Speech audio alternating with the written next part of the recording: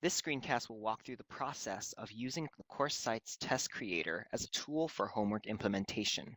And for anyone within PSS, this is essentially the same structure as would be available on Blackboard, since they are actually the same company. So you can create a test within any class you teach, and you can do so in multiple ways.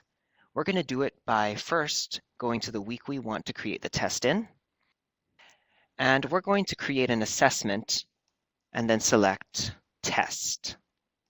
I can select a test that's already created, but as you can see, there are none here, so we just have to create one. Now, the system is going to ask us for a lot of information, but I'm just going to show the things that I think are the most useful and the most essential right now. And so in this window here, the only thing that's given a star is actually the name. So we can call it Week 1, Question 1, and we'll hit Submit. Now we can start to create test questions.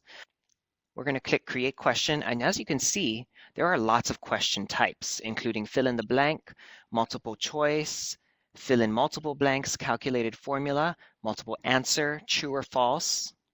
And we also have several other options like short answer and essay, which are not automatically graded. Now, each of these question types is actually quite complex and has a lot of built-in capabilities. But thankfully, CourseSites has some helpful tutorial guides that can help you set up different types of questions.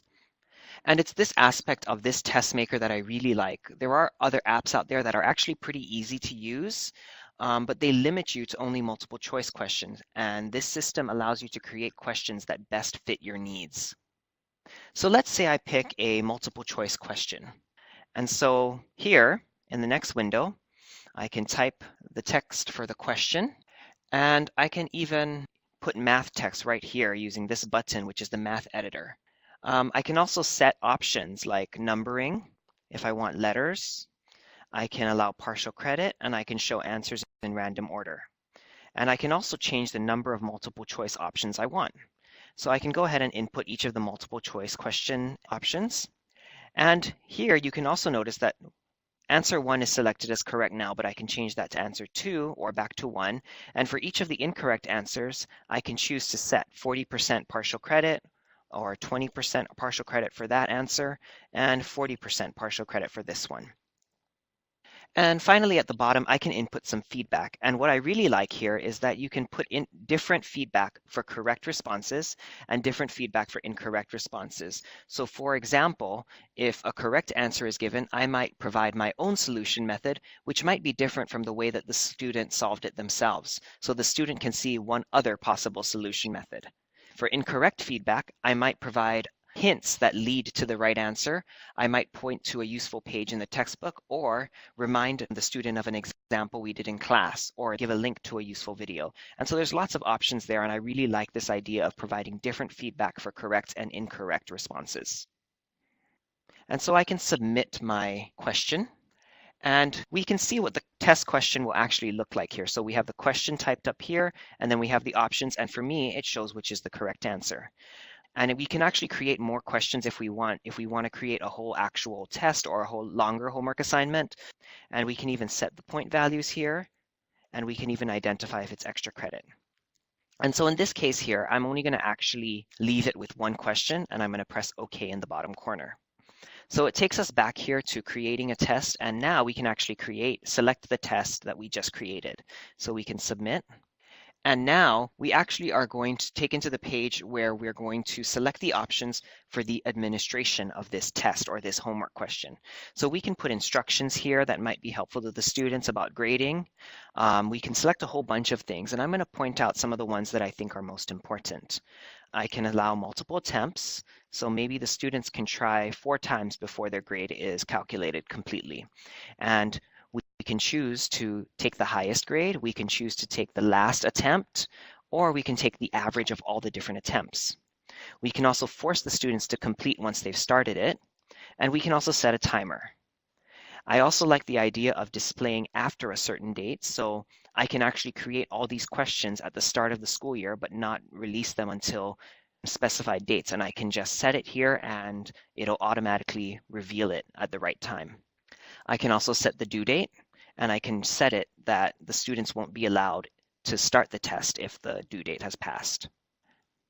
And then what I think here is really useful is for feedback. I can select what feedback will be shown to the student when they submit an answer. So after submission, I can select that all answers will be shown. I can select that they'll see which one was submitted, and I can show them the feedback and the questions they got incorrect.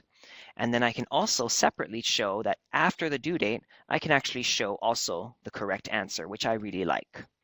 And if you have a test with multiple questions, you can also choose to randomize the questions within the test, or you can choose to show only one question at a time and prohibit the backtracking to previous questions. And so here is a sample question that I've created for my pre-calculus class. The question is presented and I'm able to submit an answer here. So this is a fill in the blank question, and it's actually an automatically computed question. So actually this measure of 242.4 degrees, every student might get a different question presented right here, and the answer is actually calculated by the system based on a formula that I put in.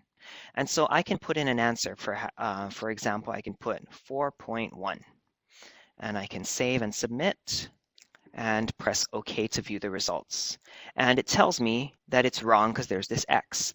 And now I see the response feedback. And the feedback is, what is the correct formula for converting radians to degrees? Also, be sure you are following the proper instructions for presenting your final answer. So perhaps I can go and review the formula for converting radians to degrees, and then I can come back and try again. And see, it shows me here that I have one attempt already taken, and there are 3 possible. So I can start a new submission. And see, now it's a different degree measure, and so I can go ahead and try and convert that into radians.